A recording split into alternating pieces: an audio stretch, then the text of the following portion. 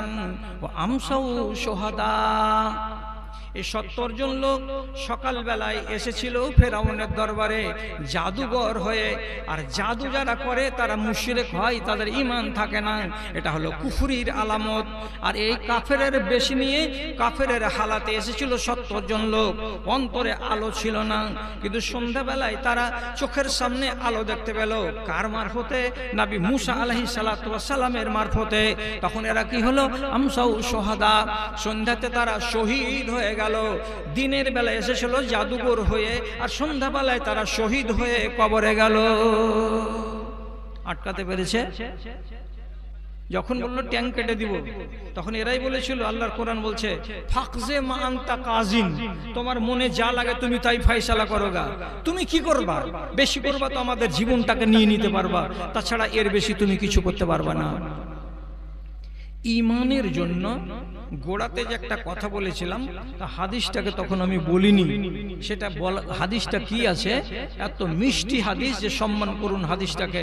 আল্লাহ রাব্বুল আলামিনের নবী বলছেন, ইন্নাল্লাহা ইউতিল মালা লিমান ইউহিব্বুহু ওয়া লিমান লা ইউহিব্বুহু ওয়া ইন্নাল্লাহা ইউতিল ঈমানা লিমান ইউহিব্বুহু। সহিহ জামে।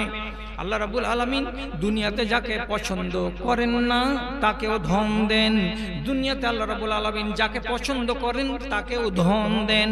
ধনের বেলা আল্লাহ বলছেন, নবীজি বলছেন, যাকে আল্লাহ পছন্দ করেন তাকেও ধন দৌলত দেওয়া হয়, আর যাকে পছন্দ করেন না তাকেও ধন দৌলত দেওয়া হয়। ধন দিয়ে কিন্তু কোনোদিন ঈমানকে চেনা যায় না, ধন দিয়ে কোনোদিন মানুষের দিলকে পরীক্ষা করা যায় না।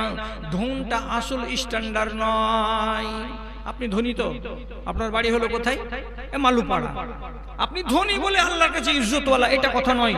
যদি এটা কথা হইতো তাহলে ভারতবর্ষের সবচাইতে বড় নাম করা ধনী তার নাম হলো আদানি, তো আল্লাহর কাছে পেয়ারা হতো। তো আদানি তো আল্লাহর পেয়ারা নয়, তো মুশরিক। তো ধন পেয়েছেন বলে নিজেকে আপনি ভাববেন না যে আল্লাহর পেয়ারা। আমি ধন দিয়ে আল্লাহর পেয়ারা হয় না। আল্লাহ বলছেন, যে ভালো আমার নজরে তাকেও ধন দৌলত দিই, যে আমার নজরে খারাপ তাকেও আমি ধন দৌলত দিই। তাহলে আসল জিনিসটা কি? ওয়ালাকিন্নাল্লাহা ইউতিল ঈমানা লিমান ইউহিব্বুহু। তবে আল্লাহ রাব্বুল আলামিনের নবী বলছেন, যাকে আল্লাহ তাআলা পছন্দ করেন, যাকে আল্লাহ তাআলা ভালোবাসেন, তাকে ঈমানের সম্পত্তি দান করেন, সে ঈমানদার হতে পারে। আর যাকে আল্লাহ তাআলা পছন্দ করেন না, সেই লোকটাকে আল্লাহ তাআলা ঈমান কোনোদিন দান করেন না। খেয়াল করুন কথার দিকে। রাসূলুল্লাহর বিহাই, বুঝতে পারছেন? বিহাই, তো বিহাইটা না বুঝবেন তার কি বুঝবেন? রাসূলুল্লাহর বিহাই সে হচ্ছে আবু লাহাব। যে সূরাটা আপনি রোজ রোজ নামাজে পড়ছেন, তাব্বাত ইয়াদা আবি লাহাব, এই আবু লাহাব এটা হলো রাসূলুল্লাহর বিহাই। রাসূলের 2 বেটির বিয়ে হয়েছিল আবু লাহাবের 2 বেটার সাথে, ওতবা আর ওতাইবা। তো যখন নবীজির উপরে একটা সূরা নাজিল হলো, এত লম্বা করতে পাওয়া যাবে না, শর্টে বলছি। এই সূরাটাই হলো সূরা লাহাব, তাব্বাত ইয়াদা আবি লাহাব। আবু লাহাবের 2খানা হাত মাটিতে মিশে যায়। এই সূরা যখন নাজিল হলো, তখন আবু লাহাব রাখতে রাখতে বাড়ি গিয়ে 2 বেটাকে ডেকে বলছে, বেশি হয়ে গেল জি, হাওয়া করছে জি, বলছে, রাসি আলা রাসিকুমা হারাম। দেশওয়ালি তর্জমা, তোমরা দুজন আমার কাছে হারাম, আমি তোমাদের কাছে হারাম। যতক্ষণ পর্যন্ত তোমরা 2 বেটা আমার কথা না মানবে, আমার কথা না শুনবে, ততক্ষণ পর্যন্ত তোমরা আমার ভালো বেটা নও, এবং আমি তোমাদের বাপ নই। 2 ছেলে এক বাক্যে বলছে, আব্বা আপনার মতো ভালো বাপ কোথায় আছে? আপনাকে বাপ বলে জানি আর বাপ বলে মানি, কোনো অবস্থাতেই আপনার নাফরমানি করব না। ঠিক আছে, তাহলে তোরা জানিস এই যে লোকটা, অর্থাৎ তোদের শ্বশুর, আজকে কোরআনের আয়াত পড়ে শুনিয়েছে, মক্কার লোকেরা খবর দিল, ওতে আমার নাম আছে। কি নাম আছে? যে তাব্বাত ইয়াদা আবি লাহাব। তোর বাপের 2খানা হাত মাটিতে মিশে যাক। বুঝতে পারছিস এই লোকটার মুখ থেকে যেটা শব্দ বেরিয়ে গেল আল্লাহর কোরআন হয়ে, এই কোরআন মিটবে না যতদিন পর্যন্ত দুনিয়া কায়েম থাকবে, ততদিন পর্যন্ত সারা জাহানের মানুষ তোর বাপকে তাব্বাত ইয়াদা বলতেই থাকবে। এত বড় দুশ্মনের বেটিকে বাড়িতে রাখা যাবে না। হয়ে গেল হুকুম, তালাক দিয়ে দাও। দুই স্ত্রীকে, নবীজির দুই বেটিকে তালাক দিয়ে দিল। তার ভিতরে এক বেটা ও করলো কি, নিজের শ্বশুরের কাছে নবীজির কাছে এলো, আসার পরে রাগ করে কয়েকটা কড়া কথা শোনালো, আর শোনার পরে শেষে নিজের শ্বশুরের মুখের সামনে তাক করে থুথু নিক্ষেপ করে দিল। নিয়ে যা তোর বেটিকে আমি রাখবো না, ভাত দিব না, চলে যাও ওখান থেকে। রাসূলুল্লাহ দুঃখিত হলেন, তুমি আমার মেয়েকে বাদ দিয়ে দিবা, কোনো অসুবিধা নেই, কিন্তু এতগুলো অফেন্সিভ কথা কেন? আর তুমি আমার মুখের উপরে থুতু চালিয়ে আমাকে বেইজ্জত করলে কেন? তিনি রাগ সামলাতে পারলেন না। আল্লাহ পাকের নবী তো একজন মানুষ, নবী হতে গেলে তার কাছে তো মানসিকতা আছে। রাগ সামলাতে না পেরে তিনি কি বললেন নিজের জামাইকে, বেটি ছেড়ে দিলে ভালো কথা, তোমার দুর্ব্যবহারের কারণে একটা কথা তোমাকে বলে দিচ্ছি আমি, তা কি, আল্লাহুম্মা সাল্লিত আলাইহি কালবান মিন কেলাবিকা। এ পরওয়ারদিগার আলম, এই যে নালায়েক ছেলেটা এতদিন আমার জামাই ছিল, আমার বেটিকে তালাক দিয়ে দিল, আমার বেটিকে আমার কাছে জমা করে দিল, কিন্তু আমার সাথে যে ব্যবহারটা করেছে এটা আচরণ ভালো করে নাই। তার জন্য আমি তোমার কাছে দোয়া করছি, রব এই ছেলেটাকে তুমি এমন মওত দান করো, এর উপরে একটা কুকুরকে নিযুক্ত করে দাও, যে কুকুরটা এই কুকুরটার জীবনটাকে শেষ করে দেবে, যেই কুকুরটা এই কুকুরটাকে রক্তাক্ত করে দেবে, এই কুকুরটা যেন কুকুরের হাতে মারা যায়। দোয়া করে দিলেন রাসূল, বদদুয়া। বাড়ি এলো, বাপকে হাসতে হাসতে সংবাদ দিয়ে বলছে, বাজান সব সহ্য করে দিয়েছি। কি করেছিস রে বেটা? আচ্ছা করে গালি দিয়েছি। আর কি করেছিস? মুখে থুথু চালিয়ে দিয়েছিলাম। আচ্ছা, তারপরে কি হলো? কইছে রাগের জ্বালাতে ও তখন আমাকে একটা খারাপ কথা বলল। কি বলল রে? কি বলল রে? তখন বলছে, হ্যাঁ ওগুলা কথাতে কে কান দেয়? কি বললো আর না বললো, বল না তুই কি বলেছে? তখন বলছে, আমাকে শুনিয়ে বলল ওই আমার শ্বশুর, আল্লাহুম্মা সাল্লিত আলাইহি কালবান মিন কেলাবিকা, আল্লাহ তোমার দুনিয়ার কোন একটা কুকুরকে এর উপরে তুমি নিযুক্ত করে দিও, ওই কুকুরে যেন এর জানকে খেয়ে নেয়। এই কথাটা যেমন শোনা, কলেজাতে যেমন কাউরি ঘা লাগে, কেমন হুড়কি লেগে যাওয়ার মতো পজিশন তৈরি হয়ে যায়, ওই রকম আবু তালেবের মনে হচ্ছে যে হুড়কি লেগে গেল।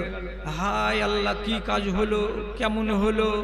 এটা কথা ওর মুখ দিয়ে বেরিয়ে গেছে তোর নামে। হাজি বাবু তুমি ভাবছো কেন,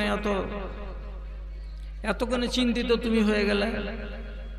তো আবুল আহাবের জবাব দিছে কি বলে, ইন্নি আশাদ্দুন নাসে মুখাফাতান আলা, ইন্নি আশাদ্দুন নাসে খাওফান মিন দুআইহি। একটু উলট পালট হয়ে গেল, কথাটা ভুলে গেলাম, বুড়া মানুষ।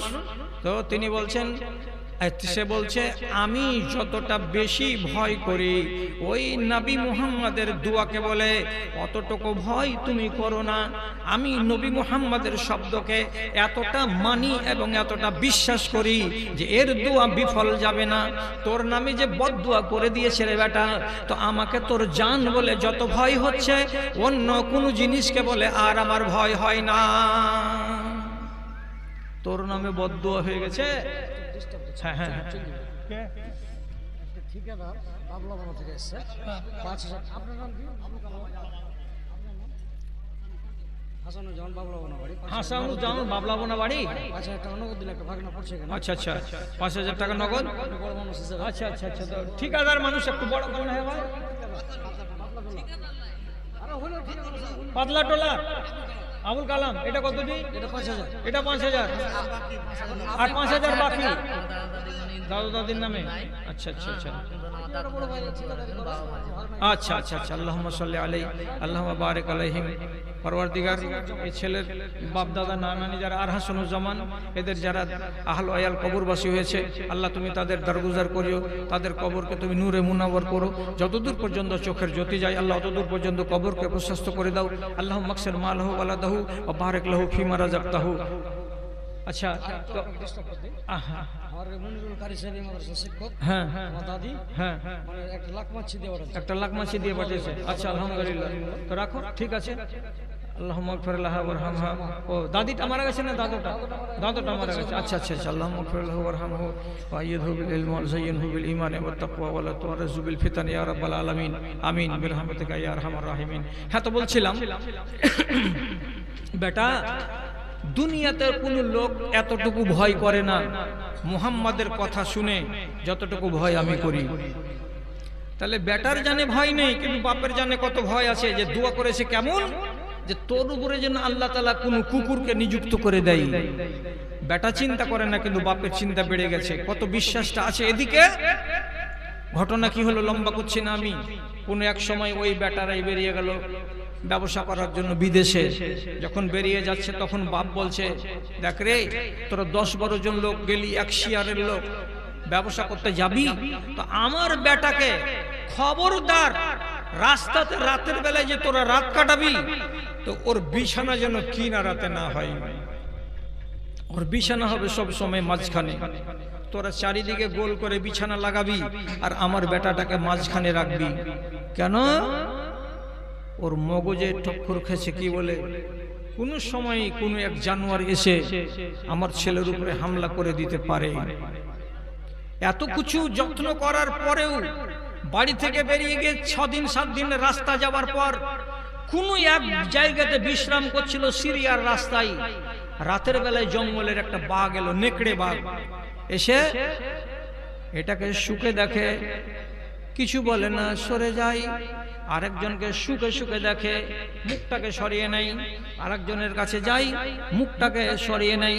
এ করে করে মাঝখানে যেটা শুয়েছিল লোকটা, চাদর টাঙিয়ে মুখটাকে ঢেকে তার কাছে গিয়ে একটু শুকে দেখলো। আর শুকে দেখার পরে কি বুঝলো আর না বুঝলো, সাথে সাথে আক্রমণ করলো। আর আক্রমণ করে তার গলাকে কেটে দুখান করলো। আর এমন আক্রমণ হলো যে এতজন লোক তার চারিদিকে থাকা সত্ত্বেও তারা কেউ তাকে বাঁচাতে পারলো না। বাড়ি থেকে দূরে বিদেশের মাটিতে ওই নেকড়ে বাঘের হাতে বা কুকুরের হাতে তার মরণ হয়ে গেল। সে নিজের বাড়িতে মরতে পেল না। রাসূলুল্লাহর কথাটা সত্য হলো। আচ্ছা, ই কি জাহেলের বেটা জাহেল? এই যে বুঝতে পারছে যে নবীর কথা যা মুখ দিয়ে বেরোবে সেটা দু রকমের হবে না আর বদলাবে না। তাছাড়া নিজের ছেলে যে এমনি হয়ে মরে গেল, তো তুমি তো জানতে পারছো যে নবীজির দোয়া লেগে গেছে বাচ্চাকে, না হলে কুকুরে কেন কামড়াবে আর বাঘে কেন কামড়াবে আর সে মরবে এই হালাতে? তো এতগুলো নিদর্শন তোমার চোখের সামনে আসছে, তো তোমার মনের দরজাটা খুলছে না কেন? মনের দরজা যদি খুলে যায় আর সে নিজে নিজে যদি বাড়িতে বসে বসে অন্যান্য লোকের মতো হেদায়েত হয়ে যায়, তাহলে তো তার কপালটা ভালো হয়ে যায়। কিন্তু আল্লাহ রাব্বুল আলামিন আবু লাহাবকে পছন্দ করেননি, যার কারণে চোখের সামনে এত নিদর্শন এসেছে, তবুও তিনি সে ঈমানের রাস্তা পায়নি। কত লাঞ্ছিত মরণ মরেছে জানেন? মরলো তো বিছানে মরলো, আর মরলো তো এমন একটা রোগে মরলো যে যেই রোগটাকে আরবের লোকেরা বলতো ছুঁয়াচে রোগ। এই রোগীর কাছে যে থাকবে তাকে ওই রোগ লেগে যাবে। এই জন্য মরা লাশকে রেখে দিয়ে বেটা বেটি স্ত্রী ছেলে মেয়ে সব দূরে পালিয়ে গেল। এরা গায়ে হাত দিয়ে গোসল দেওয়া, কাফন পরা, গাঁড়া কোড়া একবারে বাদ, কেউ ছুতে এলো না তাকে। শেষে দুনিয়ার লোক বলল, মরা লাশকে বাইরে রেখে দিবি, তোদের বেইজ্জতি হবে। যেমন করে পারবি একটা লাশকে পুঁতে দে মাটির তলায়। ওর খাটের কাছেই খাল খুঁড়েছে, আর খাটের কাছে খাল খুঁড়ে হাত দিয়ে নামায়নি, বাঁশ লাগিয়ে লকড়ি লাগিয়ে বিছান থেকে গড়িয়ে ফেলে দিয়েছে। নিজের বাপকে এমনি করে ট্যাংখানা ধরে আর হাতখানা ধরে তাকে মেঝেতে শুয়ায়নি, লকড়ি দিয়ে ঠেলে ফেলে তাকে কবরে শুয়েছে, ফেলে দিয়েছে, দিয়ে মাটি চাপা দিয়ে দিয়েছে। কত বড় লাঞ্ছিত মরণ মরেছে। কেন এমন হলো? আল্লাহ রাব্বুল আলামিন বলে দিয়েছেন সূরা আনামের ভেতরে, যাকে আমি পছন্দ করি না তার অন্তরে সিল মেরে দেব। যত তুমি ওয়াজ করো না কেন, যে বদ হালাতে আছে সে বদ হালাত তার ছুটবে না, থেকেই যাবে ওই হালাত। চরখির নাজিরের বাপ মারা গেছে, তার জন্য 2000 টাকা। আল্লাহুম্মা সাল্লি আলাইহি আল্লাহুম্মা বারিক আলাইহি। এরকম জায়গায় 200 টাকা দেওয়া হবে। আচ্ছা, মাশাআল্লাহ, আলহামদুলিল্লাহ, জাযাকাল্লাহ। কি বলছিলাম, তোমাকে যদি আল্লাহ আক্কেল দিয়ে থাকে তাহলে তোমাকে নিজের আক্কেলের দ্বারাতে এটা পরীক্ষা করে নিতে হবে, দিয়ে আল্লাহ রাব্বুল আলামিনকে রাজি করে রাখতে হবে। আমি লম্বা করি না, আমি লম্বা করছি না, ছেড়ে দেব, আদায় আসতে শুরু হয়ে গেছে। শুধু একটা কথা আমি বলি, রাসূলুল্লাহ মক্কা থেকে হিজরত করে মদিনা গেলেন, তো বহু লোক দেখার জন্য ভিড় লাগালো। এখান থেকে লোক, এখান থেকে লোক, এখান থেকে লোক, লোকের লোক, লোকে লোক মদিনাতে এসে ভিড় লাগিয়ে দিয়েছে দেখবো বলে। এই জায়গাতে এলো একটা লোক, ইহুদিদের আলেম, তার নাম আব্দুল্লাহ বিন সালাম। আলেম, ইহুদিদের আলেম। এ তখন বলছে, আমি এখন দেখা করতে যাব না, দাঁড়াও। নিজে নিজে বলছে দাঁড়াও, অপেক্ষা করো।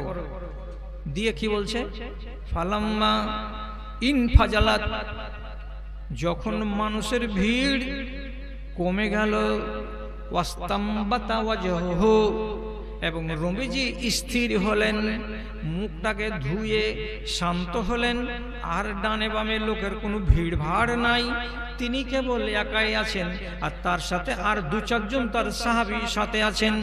তখন আমি 2 ঘন্টা 2.5 ঘন্টা ইন্তজার করার পর নবীজির কাছে এলাম।